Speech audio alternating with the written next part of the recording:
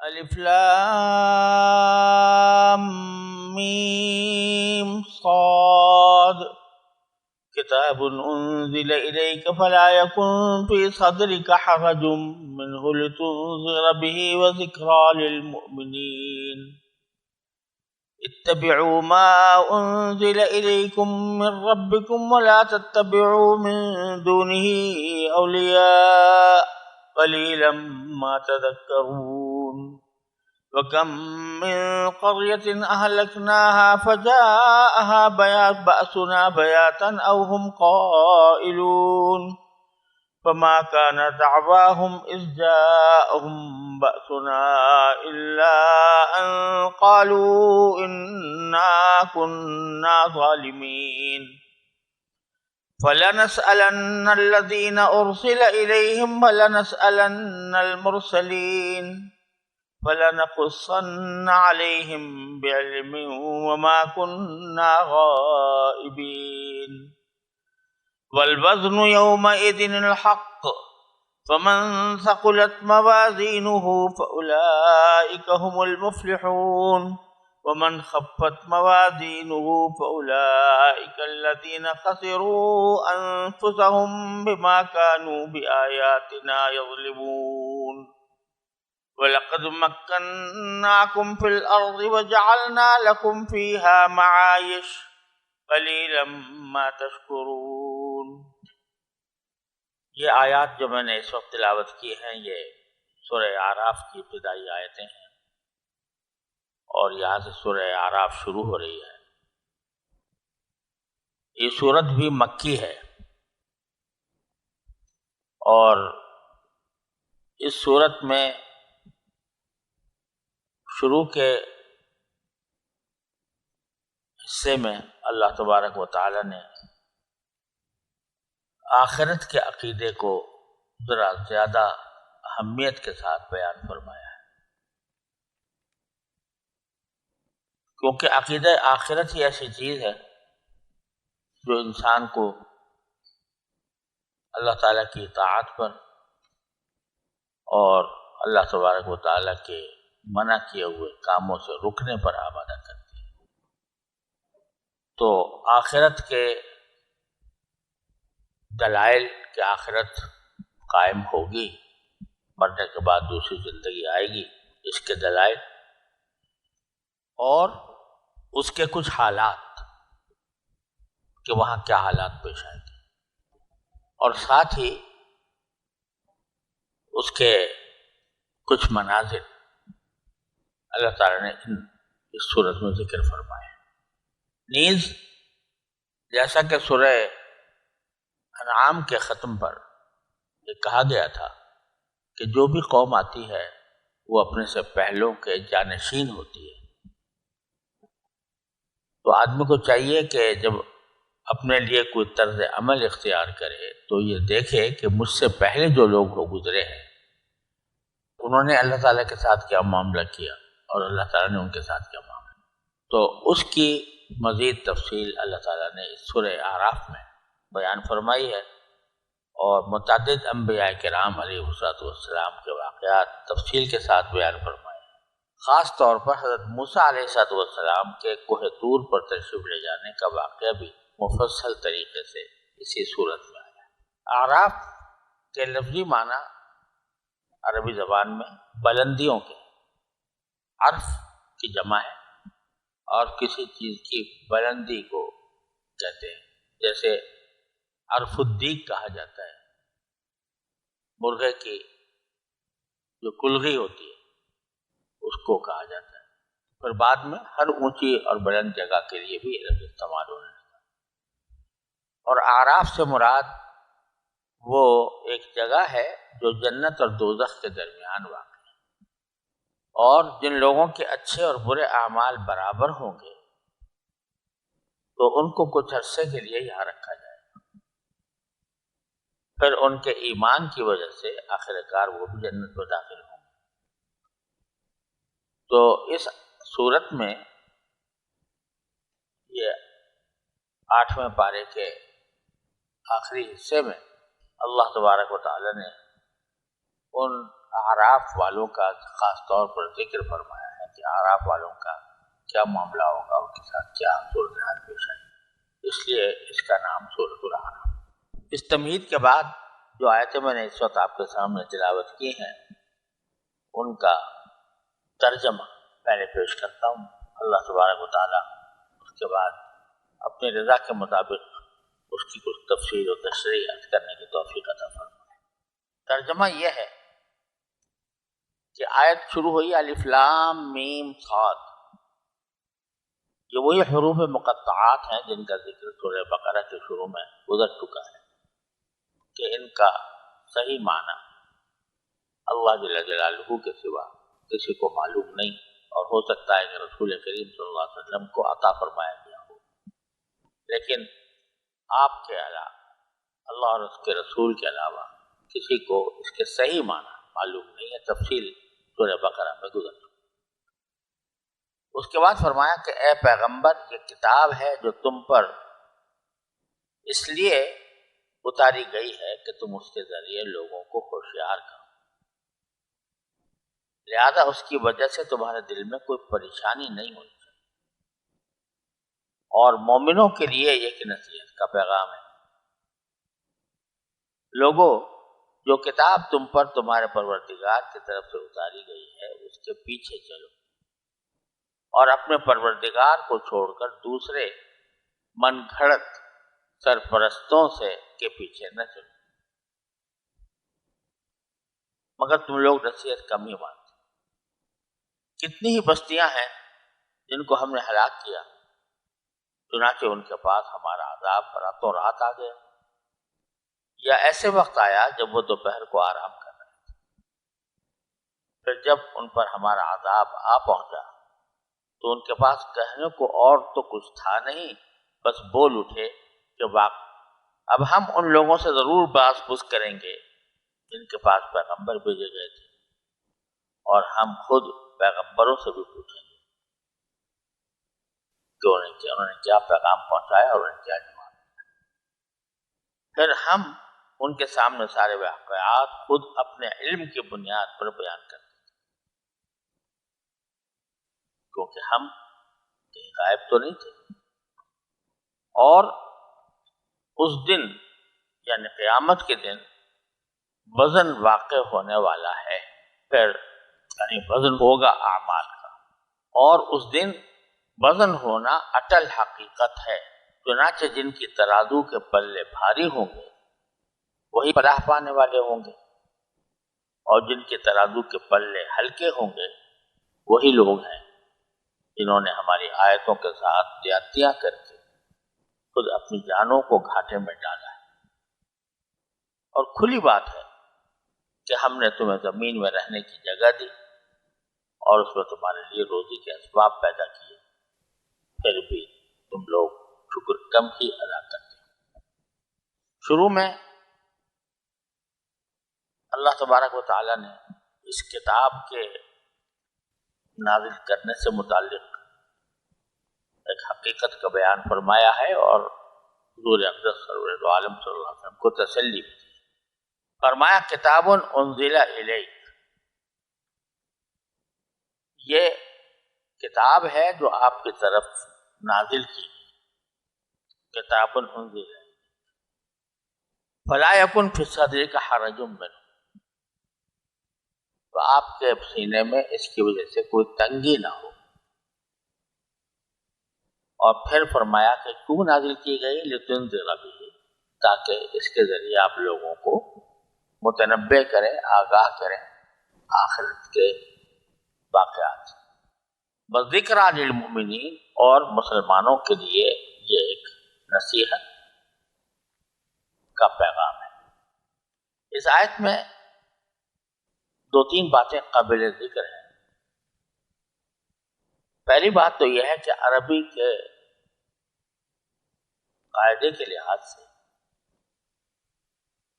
عبارت اس طرح ہونی چاہیے تھی، کتاب انزل الیک لتنذر بہ وذکریٰ للمؤمنین فلا یکن فی صدرک حرج منہ، کہ یہ آیت ہم نے نازل کی ہے لوگوں کو آگاہ کرنے کے لیے، مسلمانوں کو نصیحت کرنے کے لیے۔ تو جو وجہ ہے کتاب کے نازل کرنے کی یا اس کا جو مقصد ہے وہ بیان فرمایا گیا ہے، لیکن اس مقصد کو بیان کرنے سے پہلے ہی ایک جملہ فرما دیا گیا کہ فَلَا يَكُنْ فِي صَدْرِكَ حَرَجٌ، کہ اے نبی کریم صلی اللہ علیہ وسلم آپ کے سینے میں اس کی وجہ سے کوئی پریشانی نہ ہو، کوئی تنگی نہ ہو۔ تو یہ عجیب انداز کا طرز کلام ہے کہ اگر عربی کے لحاظ سے دیکھیں تو کتاب انزل الیک، جو انزل جو ہے یہ فعل ہے، اور لتنذر بہ اس سے متعلق ہے، جس میں اس فعل کی وجہ بیان کی گئی ہے۔ تو لیکن بیچ میں فَلَا يَكُنْ فِي صَدْرِكَ حَرَجٌ کا جملہ کچھ اس طرح آ گیا جیسے جملہ معترضہ ہوتا ہے، اگرچہ جملہ معترضہ نہیں ہے لیکن انداز ایسا ہے۔ کیا وجہ ہے کہ بیچ میں یہ بات پڑھنا؟ وہ یہ کہ یہ سمجھنا چاہیے کہ حرج سے کیا مراد ہے، کہ نبی کریم صلی اللہ علیہ وسلم کے سینہ اقدس میں کوئی تنگی نہ ہو، پریشانی نہ ہو، اس کا کیا مطلب؟ اس کا ایک مطلب تو یہ ہے تنگی نہ ہونے کا کہ آپ کو یہ خوف نہ ہونا چاہیے کہ لوگ مانیں گے نہیں، یا اس میری دعوت کے نتیجے میں مجھے کوئی تکلیف پہنچائے،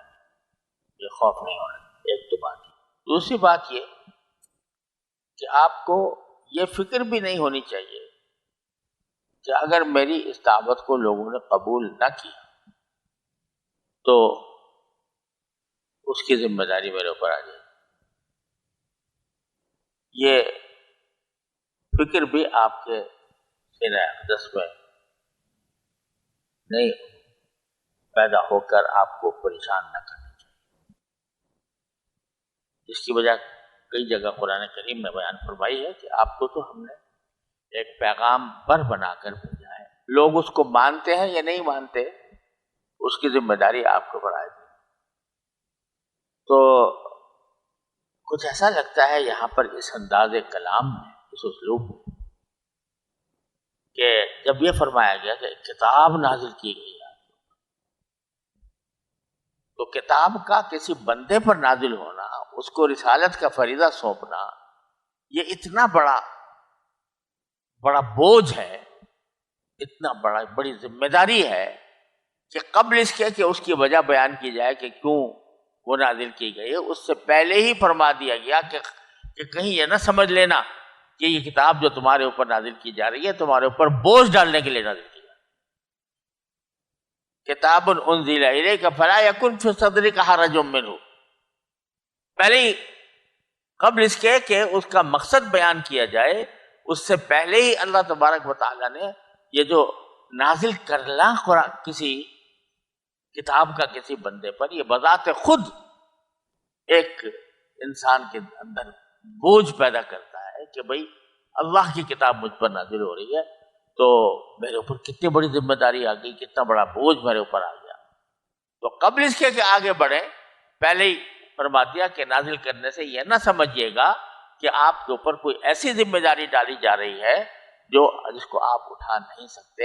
لہذا آپ کے اپنے سینے اقدس میں کوئی حرج نہیں ہونا چاہیے۔ پھر سنیے کہ کیا کس لیے بھیجیے، کیا بھیجیے؟ حرج کیوں نہ، لتنذر بہ، کہ آپ کو اس لیے بھیجی گئی ہے یہ کتاب، آپ پر اس لیے اتاری گئی ہے تاکہ آپ اس کے ذریعے لوگوں کو متنبہ کریں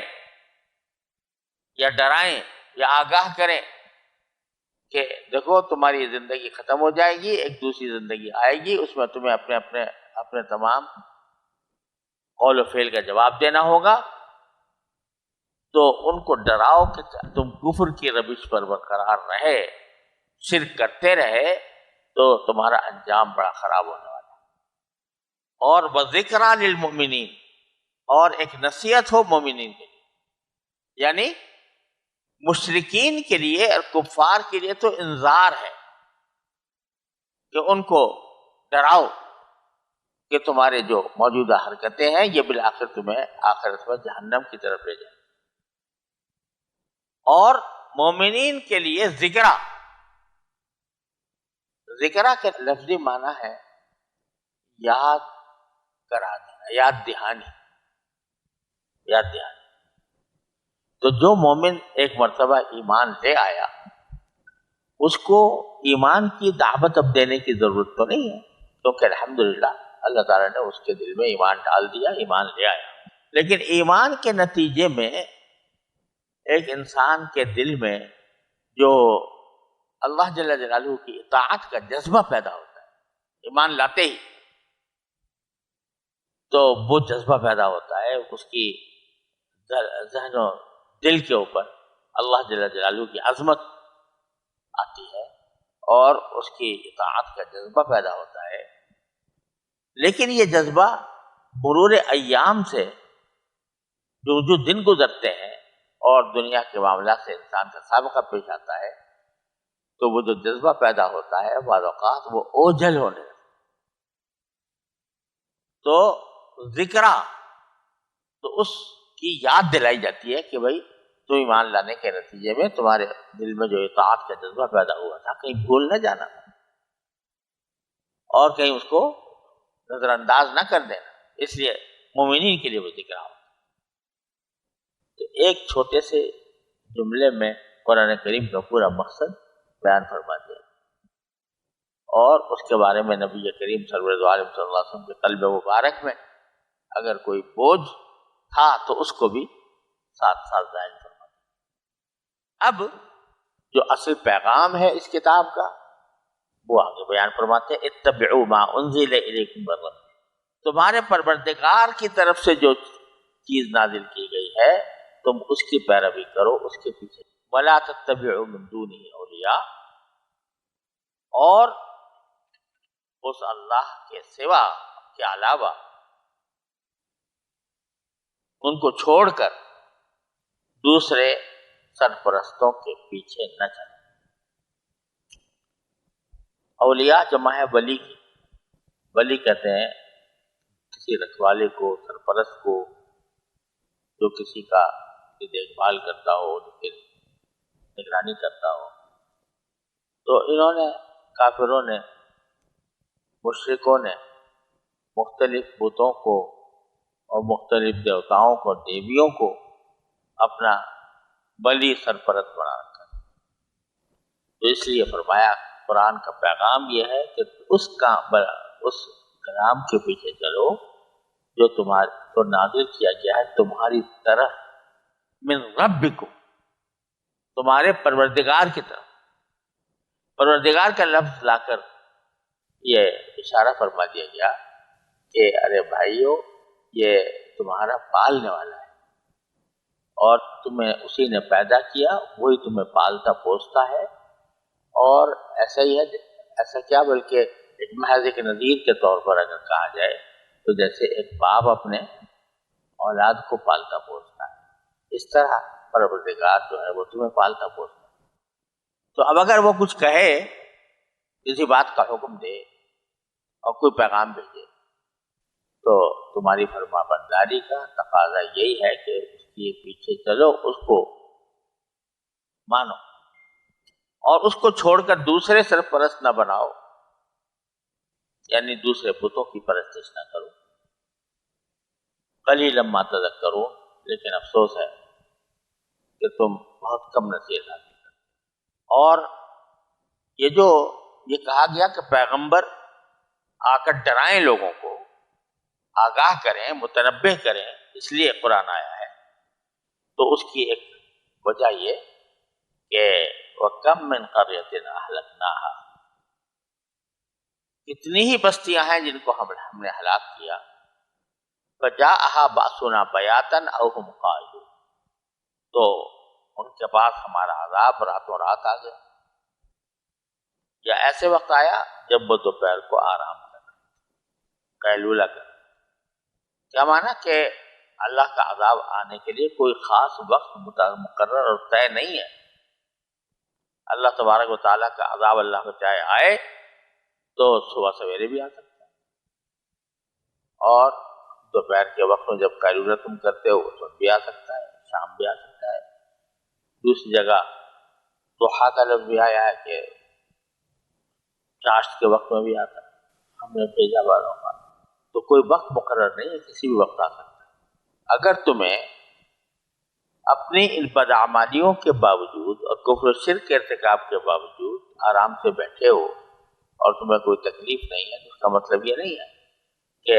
اب تم بالکل محفوظ ہو گئے ہو اور آئندہ کوئی عذاب نہیں آئے گا، کسی وقت بھی آ سکتا ہے، رات کو آ جائے، دن کو آ جائے۔ تو چنانچہ پچھلے جو امتیں گزری ہیں ان کے اوپر عذاب اسی طرح آیا کہ یا تو راتوں رات آ گیا یا اس وقت آیا جب کہ وہ قیلولہ کر رہے تھے، اور جب آ گیا فما كان دعواهم اذ جاءهم باسنا الا ان قالوا انا كنا ظالمين، جب آ گیا عذاب جس سے ڈرایا جا رہا تھا، تو اب جو ان کی پکار ان کے زبان پر کیا تھی کہ وہی والی کہ بھئی یہ تو سمجھ میں آنے والی بات نہیں ہے کہ ہمیں دوبارہ زندہ اٹھایا جائے گا اور ہمیں اللہ کے سامنے پیش کیا جائے گا، یہ جو باتیں دنیا میں کیا کرتے تھے کہ وہی، کہا کہ نہیں، وہاں پر ان کی جو بات ہوگی وہ کیا ہوگی کہ الا ان قالوا انا كنا ظالمين، تو یہی کہہ سکیں گے، اور تو کوئی کہنے کی بات ہوگی نہیں، یہ کہہ سکیں گے کہ ہم ہی ظالم تھے، ہم نے ظلم کیا تھا خود اپنی جانوں پر، اللہ کے توحید پر، رسول کی رسالت پر، آخرت پر ہم ایمان نہیں لائے۔ فَلَنَسْأَلَنَّ الَّذِينَ أُرْسِلَ إِلَيْهِمْ وَلَنَسْأَلَنَّ الْمُرْسَلِينَ، اب ہم ان لوگوں سے ضرور باز پرس کریں گے جن کے پاس پیغمبر بھیجے، کیا باز پرس کریں گے کہ تم نے ان پیغمبروں کے ساتھ کیا معاملہ کیا، اور وَلَنَسْأَلَنَّ الْمُرْسَلِينَ، اور خود ہم پیغمبروں سے بھی پوچھیں کہ انہوں نے کیا پیغام پہنچایا تھا اور کیا انہیں جواب دیا۔ یہ سوال ظاہر بات کہ اللہ جل جلالہ کو تو سب پتہ ہے، سب معلوم ہے، علم ازلی میں ہے کہ جن کے پاس بھیجا گیا تھا انہوں نے کیا جواب دیا، اور یہ بھی علم ازلی میں ہے کہ پیغمبروں نے اپنے فریضے کو پوری طریقے سے ادا کیا یا نہیں کیا، لیکن وہاں لوگوں پر اس بات کو واضح کرنے کے لیے فرمایا کہ ہم سوال کریں گے کہ بتاؤ تمہارے پاس پیغمبر آئے تھے کہ نہیں آئے تھے، اور آئے تھے تو انہوں نے کیا پیغام پہنچایا تھا، اور خود رسولوں سے پوچھا جائے گا کہ تم نے اپنا فریضہ ادا کیا یا نہیں، اور کیا بات، کون سا پیغام پہنچایا، اور فَلَنَقُصَّنَّ عَلَيْهِمْ بِعِلْمٍ وَمَا كُنَّا غَائِبِينَ، پھر ہم ان کے سامنے سارے واقعات خود اپنے علم کی بنیاد پر بیان کریں، یعنی جب ان سے پوچھا جائے گا اور اس سوال سے ان کو ذرا ایک تنبیہ ہوگی، اور چونکہ شروع میں وہ دوسری جگہ قرآن کریم میں فرمایا کہ شروع میں وہ کر ہی جائیں گے کہ ہم نے تو کفر نہیں کیا تھا، تو پھر کیا ہوگا فَلَنَقُصَّنَّ عَلَيْهِمْ بِعِلْمٍ، اب ہم سارے واقعات خود اپنے علم کی بنیاد پر بیان کر دیں گے کہ تم تو یہ کہہ رہے ہو اور حقیقت میں واقعہ یہ تھا، تم نے یہ بات کہی تھی، قرآن پاک میں یہ بات کہی تھی، وَمَا كُنَّا غَائِبِينَ، اور ظاہر ہے کہ ہم اس وقت سے جس کا وہ بارے میں پوچھا جا رہا ہے غائب تو نہیں تھے، ہمیں پتا تھا، اور خود موجود بھی تھے، دیکھ بھی رہے تھے، سن بھی رہے تھے۔ اب آگے ایک واقعہ بیان کرتے ہیں آخرت کا کہ وَالْوَزْنُ يَوْمَئِذٍ الْحَقُّ، اس دن یعنی قیامت کے دن اعمال کا وزن ہونا اٹل حقیقت، اور اس کا انجام کیا ہوگا فَمَنْ ثَقُلَتْ مَوَازِينُهُ فَأُولَٰئِكَ هُمُ الْمُفْلِحُونَ، چنانچہ جن کی ترازو کے پلے بھاری ہوں گے وہی فلاح پانے والے ہوں گے، وَمَنْ خَفَّتْ مَوَازِينُهُ فَأُولَٰئِكَ الَّذِينَ خَسِرُوا أَنفُسَهُمْ، اور جن کے ترازو کے پلے ہلکے ہوں گے وہی لوگ ہیں جنہوں نے ہماری آیتوں کے ساتھ بیعتیاں کر کے خود اپنی جانوں کو گھاٹے میں ڈالا ہے، اولئک الذین خسروا انفسهم بما كانوا یظلمون۔ اب یہ واقعہ جو بیان فرمایا کہ اعمال کا وزن ہوگا، اور یہ کہا کہ یہ ایک حقیقت ہے، اٹل حقیقت، یہ بتانے کے لیے کہ در حقیقت یہ جتنے اعمال تم کرتے ہو یہ سارے کے سارے اعمال اپنا ایک وزن رکھتے ہیں، اور ان کو اللہ تبارک و تعالی آخرت میں ان کو وزن کرنے کا کوئی ترازو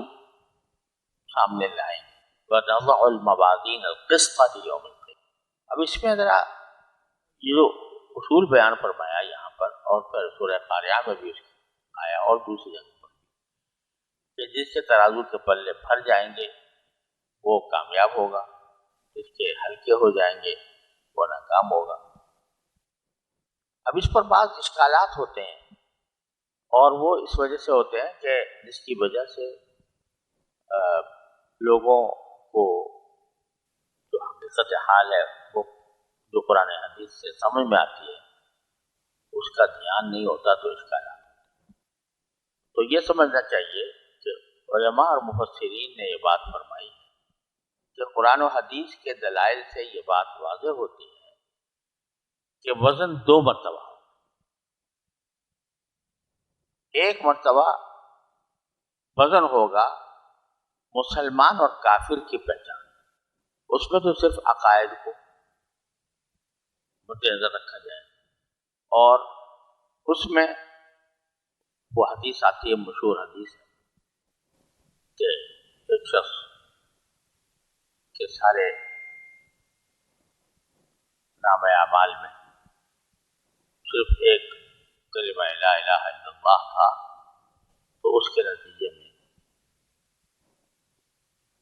اگرچہ گناہوں کی مقدار بہت زیادہ تھی، اور وہ ڈر رہا تھا کہ اب میرا پلہ جو ہے یہ تو بہت نیچے گر گیا، بدیوں والا۔ تو اللہ تعالیٰ کی طرف سے ایک چھوٹا سا پرچہ اس کے نیکیوں کے پلے میں ڈالا جائے گا، تو وہ پلہ جھک جائے اور بدیوں کا پلہ اوپر چلا جائے۔ تو لا الہ الا اللہ کا کلمہ انسان کی اعمال کے ترازوؤں کو نیچے لے جاتا ہے۔ تو بعض لوگ یہ سمجھتے ہیں کہ اس کا مطلب تو یہ ہے کہ کوئی بھی مسلمان، کسی بھی مسلمان کا پلہ کبھی ہلکا نہ ہو، کیونکہ لا الہ الا اللہ تو موجود ہے ہر کلمہ ہر انسان کے ساتھ۔ تو در حقیقت یہ ذکر ہو رہا ہے اس وزن کا جس میں مومن اور کافر کی تعین ہو، اس کے لحاظ سے کلمہ لا الہ الا اللہ باری کر دے گا پلے کو، اور یہ طے ہو جائے گا کہ یہ آدمی مسلمان ہے اور ایمان لائے ہوئے۔ لہذا پہلے وزن میں اس کے مومن ہونے کا فیصلہ ہو جائے گا اس طرح۔ پھر دوسرا وزن ہوگا وزن اعمال، یعنی مومن کے ہی وزن، ایمان طے ہو گیا کہ ایمان ہے اس کا، اور اس نے اب کچھ اچھے کام کیے کچھ برے کام کیے، تو اچھے کاموں کے لیے ایک پلہ اور برے کاموں کے لیے دوسرا پلہ ہوگا۔ اس میں دیکھا جائے گا کہ کس کا پلہ زیادہ بھاری ہو، کون سا عمل۔ تو اس طرح کے اس کے ذریعے فمن ثقلت موازینہ فہو فی عیشۃ راضیہ، وہ من پسند زندگی میں رہے گا، من خفت موازینہ خفت موازینہ فامہ ہاویہ۔ تو یہ دوسرا وزن ہے۔ اس بات کو اگر ذہن میں رکھا جائے تو اس سے جو بہت سی احادیث ہیں وزن اعمال سے متعلق، ان کی صحیح صورتحال اور صحیح مطلب اس کا سمجھ میں آ جائے۔ اسی طرح یہ بات بھی کہ اعمال کو کہا جاتا ہے کہ یہ اعراض ہیں اور ان کا وزن نہیں ہو سکتا، تو آج تو ہر طرح کے اعراض جو ہیں ان کا وزن ہو رہا ہے، سردی کا وزن ہو رہا ہے، گرمی کا ہو رہا ہے، آوازوں کا وزن ہو رہا ہے۔ تو اس لیے یہ فضول سوال ہے کہ اعمال کا وزن ہے۔ اگرچہ بعض روایات سے یہ بھی معلوم ہوتا ہے کہ انسان کے اعمال جو ہیں وہ آخرت میں جا کر کوئی متجسد شکل اختیار کرتے، جسمانی شکل اختیار، جیسے کہ زکوٰۃ نہ دینے والے کے بارے میں فرمایا گیا تھا، حدیث میں آتا ہے، قرآن کریم میں بھی ہے، سَيُطَبَّقُونَ مَا بَخِلُوا بِهِ يَوْمَ الْقِيَامَةِ، کہ قیامت کے دن